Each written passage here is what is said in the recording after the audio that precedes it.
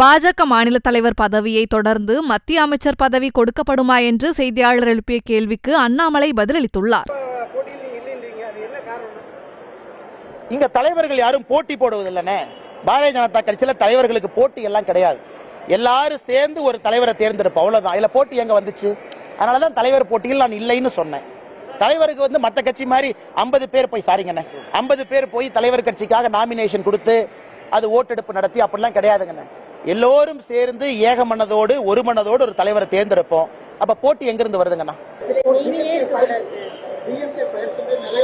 தோட்டத்துக்கு போயிடும் மேடம். நீங்க ஜேர்னலிஸ்டா?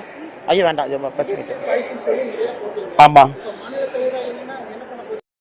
ஏன் தலைவா என்ன மரியாதை கொடுக்க மாட்டீங்களா? நீங்க அதுக்குள்ள மறந்துடுவீங்களா?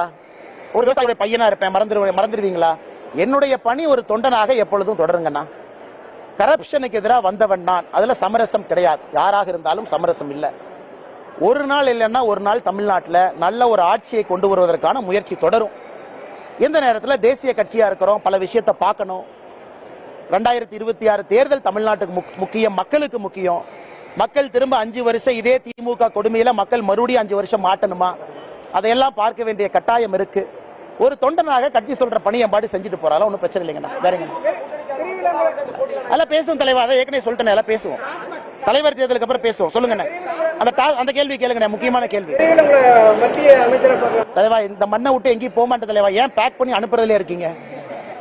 டெல்லி போனா ஒரு நைட்டு வேலையை முடிச்சுட்டு அடுத்த நாள் திரும்புற ஆள் நான். அதனால எதுவும் கவலைப்படாதீங்கன்னா இங்க தான் உங்க முன்னாடி சுத்திட்டு இருப்பேன். செய்திகளை உள்ளது உள்ளபடி தெரிந்து கொள்ள ரெஃப்ளெக்ட் நியூஸை சப்ஸ்கிரைப் பண்ணுங்க.